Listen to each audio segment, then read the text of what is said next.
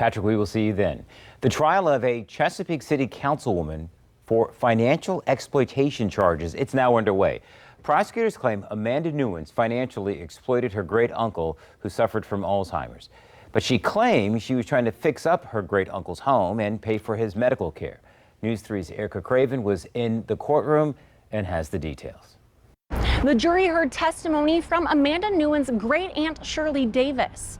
Inside the courthouse, she described how she trusted Newins when she and Newins' great-uncle Bobby Davis moved in with her during the pandemic and gifted her their Virginia Beach home. At this time, Shirley Davis said Bobby Davis's Alzheimer was getting worse. She said once they moved from their home and in with the Newins, they never saw the belongings they left behind. Commonwealth's attorney said these events point to Newins taking advantage of her great aunt and uncle. They asked the jury to consider the timing of when and how Newins took ownership of the home, days after police had been called to assist Bobby Davis during a bout of confusion. Bobby Davis died in 2021. Shirley Davis filed a more than $800,000 civil lawsuit against Newins in 2022. Prosecutors brought criminal charges against Newins earlier this year. Newins' attorney set forth another story based on the series of events, claiming she cared for her great-aunt and uncle and was trying to find the means to get her uncle proper medical care. They said Newins had been working to fix up the couple's home that had roofing problems, lead paint, and asbestos. They said Newins had discussed the plan with her great-aunt and uncle before the documents were signed.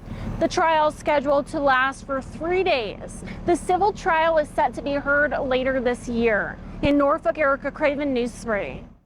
Data from the FBI's Internet Crime Complaint Center reveals more than 88,000 victims over the age of 60 reported losses, monetary losses of $3.1 billion last year alone. Now, that's a staggering 84% increase in total losses from last year's elder fraud report.